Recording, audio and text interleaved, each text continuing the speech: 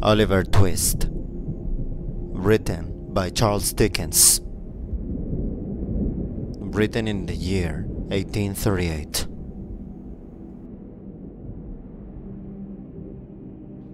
Chapter number 8.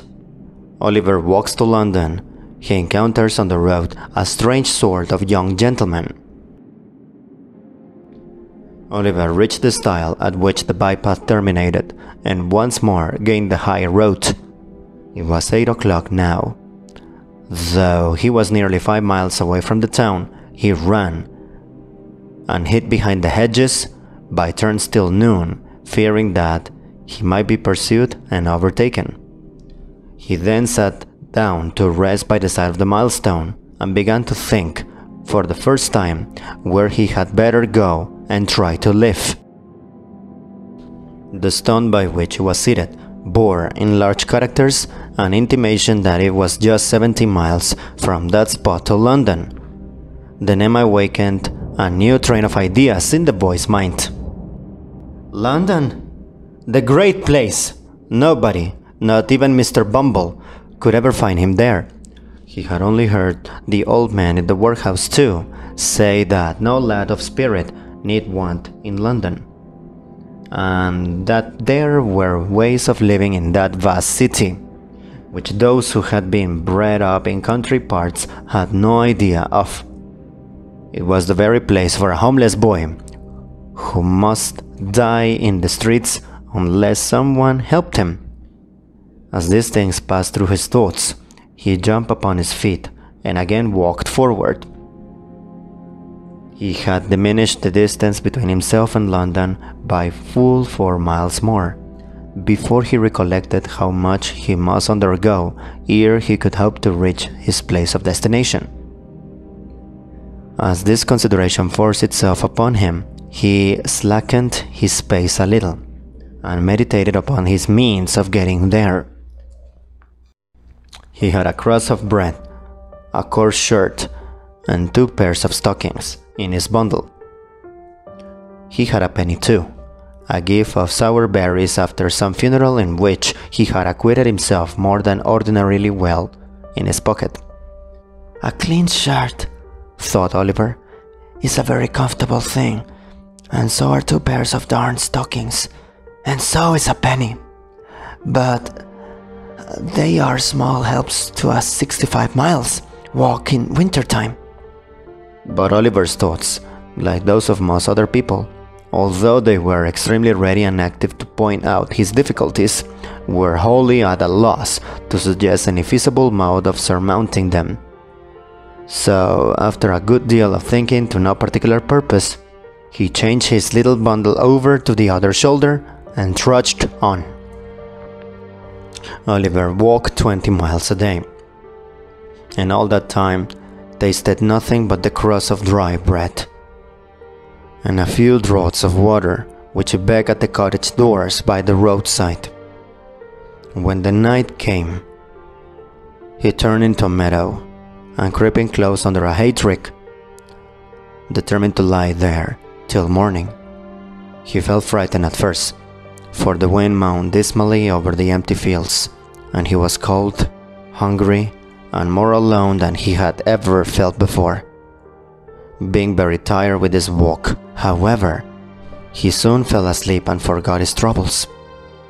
He felt cold and stiff, and when he got up next morning, and so hungry that he was obliged to exchange the penny for a small loaf, in the very first village through which he passed. He had walked no more than 12 miles, when night closed in again. His feet were sore, and his legs so weak that they trembled beneath him. Another night passed in the bleak damp air made him worse.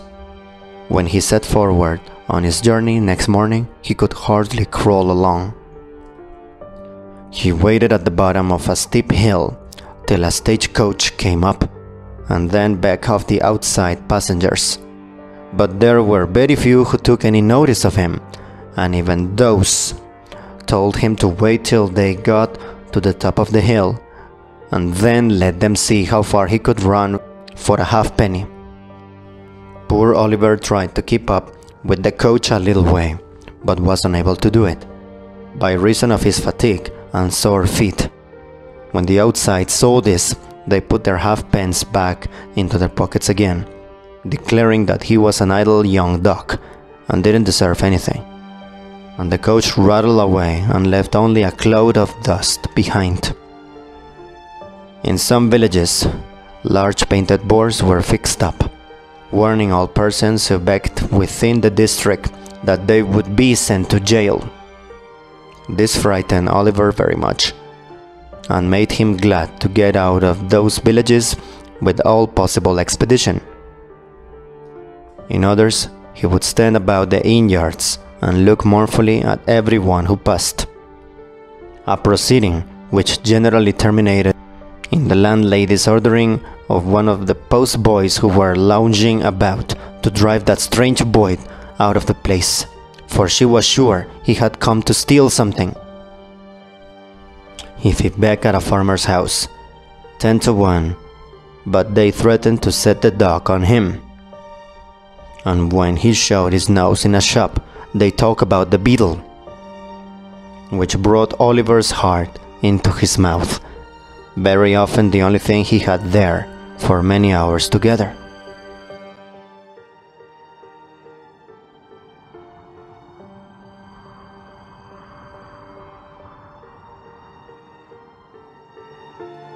In fact, if it had not been for a good-hearted turnpike man and a benevolent old lady, Oliver's troubles would have been shortened by the very same process which had put an end to his mother's.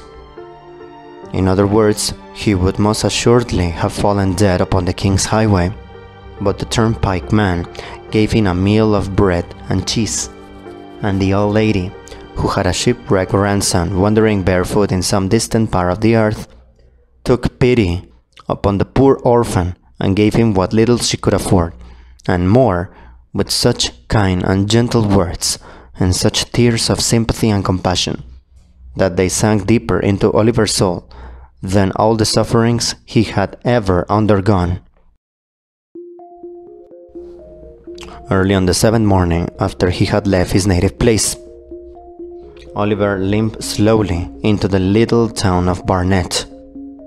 The window shutters were closed, the street was empty, not a soul had awakened to the business of the day. The sun was rising in all its splendid beauty, but the light only served to show the boy his own lonesomeness and desolation, as he sat with bleeding feet and covered with dust upon a doorstep.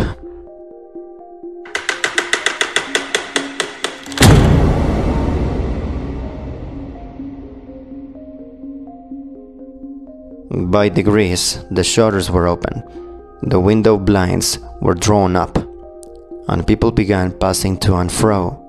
Some few stopped to gaze at Oliver for a moment or two, and turned around to stare at him as they hurried by. But none relieved them, or troubled themselves to inquire how he came there. He had no heart to beg, and there he sat. He had been crouching on the step for some time, wondering at the great number of public houses. Every other house in Barnet was a tavern, large or small, gazing listlessly at the coaches as they passed through, and thinking how strange it seemed that they could do with ease in a few hours what it had taken him a whole week of courage and determination beyond his years to accomplish.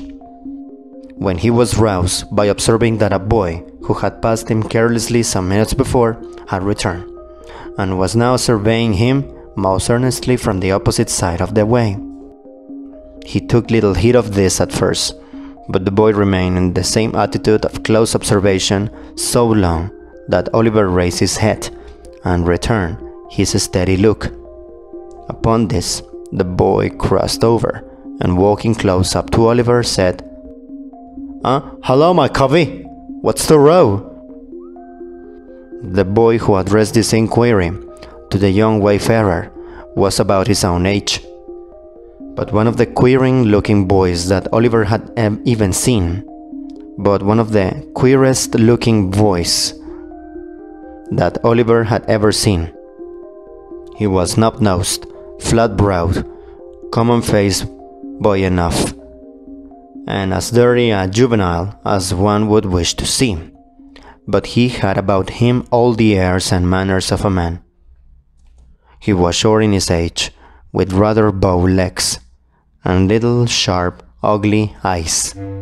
His hat was stuck on the top of his head so lightly that it threatened to fall off every moment, and would have done so very often if the wearer had not had a knack of every now and then giving his head a sudden twitch, which brought it back to his old place again. He wore a man's coat, which reached nearly to his heels.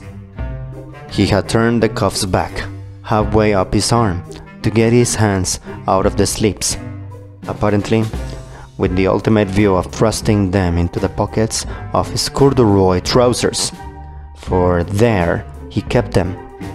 He was altogether as roistering and swaggering a young gentleman as ever stood 4 feet 6, or something less, in the bluchers.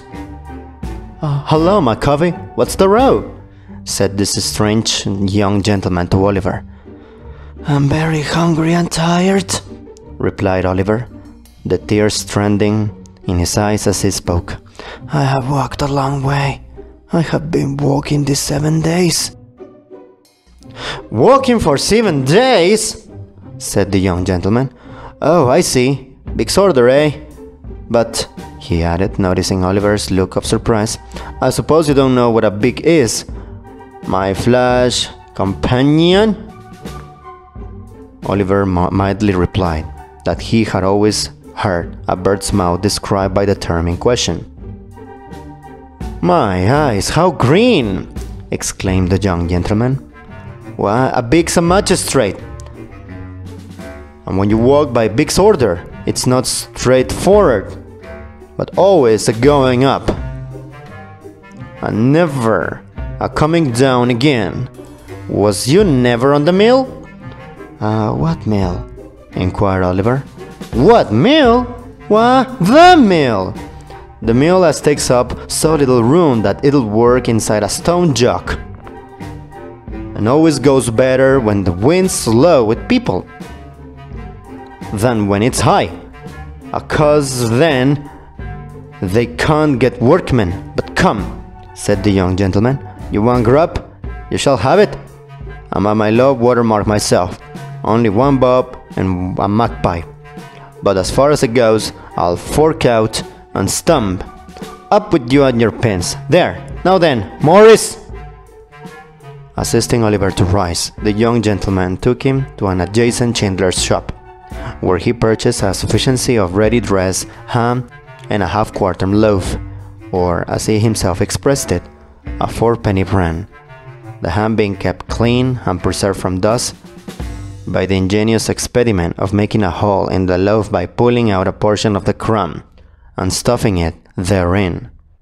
Taking the bread under his arm, the young gentleman turned into a small public house and led the way to a tap room in the rear of the premises.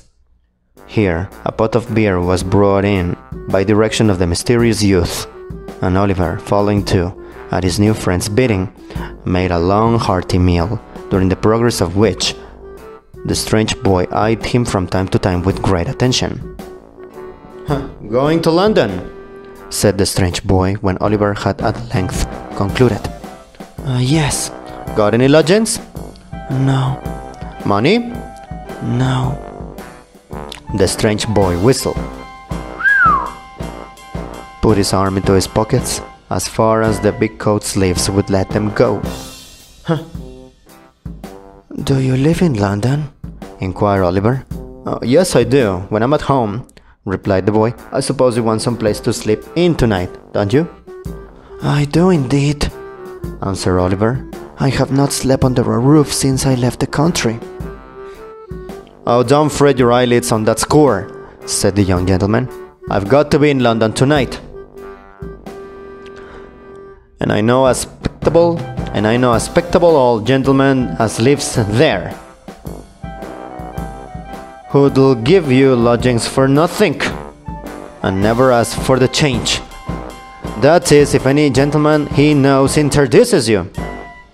And don't he know me? Oh no, not in the least, by no means, certainly not. The young gentleman smiled, as if to intimate that the latter fragments of discourse were playfully ironical, and finished the beer as he did so. This unexpected offer of shelter was too tempting to be resisted, especially as it was immediately followed up by the assurance that the old gentleman referred to would doubtless provide Oliver with a comfortable place without loss of time. This led to a more friendly and confidential dialogue, from which Oliver discovered that his friend's name was Jack Dawkins, and that he was a peculiar pet and protégé of the elderly gentleman before mentioned. Mr. Dawkins' appearance did not say a vast deal in favor of the comforts which his patron's interest obtained for those whom he took under his protection. But, as he had a rather flighty and dissolute mode of conversing, and furthermore avowed that among his intimate friends he was better known as the sobriquet of the artful Dodger, Oliver concluded that, being in a dissipated and careless turn, the moral precepts of his benefactor had hitherto been thrown away upon him. Under this impression, he secretly resolved to cultivate the good opinion of the old gentleman as quickly as possible, and if he found the Dodger incorrigible, as he more than half suspected he should, to decline the honor of his further acquaintance. As John Dawkins objected to their entering London before nightfall, it was nearly 7 o'clock when they reached the turnpike at Islington. They crossed from the Angel into St. John's Road,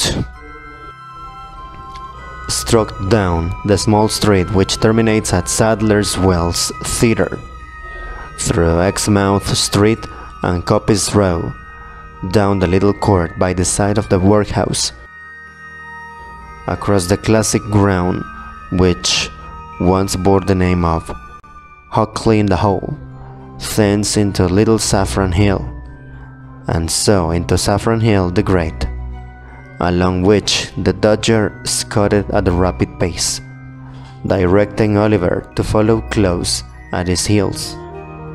Although Oliver had enough to occupy his attention and keeping sight of his leader, he could not help bestowing a few hasty glances on either side of the way as he passed along a dirtier or more wretched place he had never seen. The street was very narrow and muddy, and the air was impregnated with filthy odors. There were a good many small shops, but the only stock in trade appeared to be heaps of children, who, even at that time of night, were crawling in and out at the doors, or screaming from the inside. The sole places that seemed to prosper amid the general blight of the place were the public houses,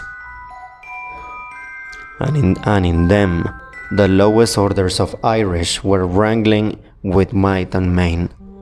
Covered ways and yards, which here and there diverged from the main street, disclosed little knots of houses, where drunken men and women were positively wallowing in filth, and from several of the doorways great ill-looking fellows were cautiously emerging, bound to all appearance on no very well disposed or harmless errands.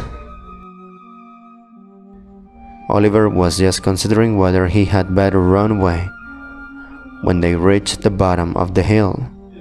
His conductor, catching him by the arm, pushed open the door of a house near Field Lane, and drawing him into the passage, closed it behind them.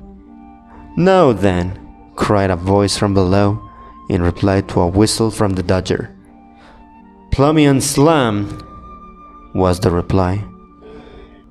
This seemed to be some watchword or signal that all was right, for the light of a feeble candle gleamed on the wall at the remote end of the passage, and a man's face peeped out, from where a balustrade of the old kitchen staircase had been broken away. "There's two on you," said the man, thrusting the candle farther out, and shielding his eyes with his hand. "Who's the other one?" "A new pal," replied Jack Dawkins, pulling Oliver forward. "Where did he come from?" "Greenland." "Is Fagin upstairs?" "Yeah, he's assorting the wipes. Up with you." The candle was drawn back, and the face disappeared. Okay. Oliver, groping his way with one hand and having the other firmly grasped by his companion, ascended with much difficulty the dark and broken stairs, which his conductor mounted with ease and expedition that showed that he was well acquainted with them. He threw open the door of a back room and drew Oliver in after him. The walls and ceiling of the room were perfectly blank with age and dirt. There was a deal table before the fire, upon which were a candle, stuck in a ginger beer bottle, 2 or 3 pewter pots, a loaf and a butter, and a plate. In a frying pan which was on the fire, and which was secured to the mantelshelf by a string, some sausages were cooking, and standing over them, with a toasting fork in his hand, there was a very old shriveled Jew, whose villainous-looking and repulsive face was obscured by a quantity of matted red hair. He was dressed in a greasy flannel gown, with his throat bare, and seemed to be dividing his attention between the frying pan and the clothes horse, over which a great number of silk handkerchiefs were hanging. Several rough beds made of old sacks were huddled side by side on the door. Seated round the table were 4 or 5 boys, none older than the Dodger, smoking long clay pipes and drinking spirits with the air of middle-aged men. These all crowded about their associate as he whispered a few words to the Jew, and then turned around and grinned at Oliver. So did the Jew himself, toasting fork in hand. "This is him, Fagin," said Jack Dawkins. "My friend, Oliver Twist. My friend, Oliver Twist." The Jew grinned, and making low obeisance to Oliver, took him by the hand, and hoped he should have the honor of his intimate acquaintance. Upon this, the young gentleman with the pipes came around him, and shook both his hands very hard, especially the one in which he held his little bundle. The young gentleman was very anxious to hang up his cap for him, and another was so obliging as to put his hands in his pockets, in order that, as he was very tired, he might not have the trouble of emptying them himself when he went to bed. These civilities would probably be extended much farther, but for a liberal exercise of the Jew's toasting fork on the heads and shoulders of the affectionate youths who offered them. "We are very glad to see you, Oliver, very," said the Jew. "Dodger, take off the sausages and draw a tub near the fire for Oliver. Ah, you're staring at the pocket handkerchiefs, my dear? There are a good many of them, ain't there? We just looked them out, ready for the wash. That's all, Oliver. That's all." The latter part of this speech was hailed by a boisterous shout from all the hopeful pupils of the merry old gentleman, in the midst of which they went to supper. Oliver ate his share, and the Jew then mixed him a glass of hot gin and water, telling him he must drink it off directly, because another gentleman wanted the tumbler. Oliver did as he was desired.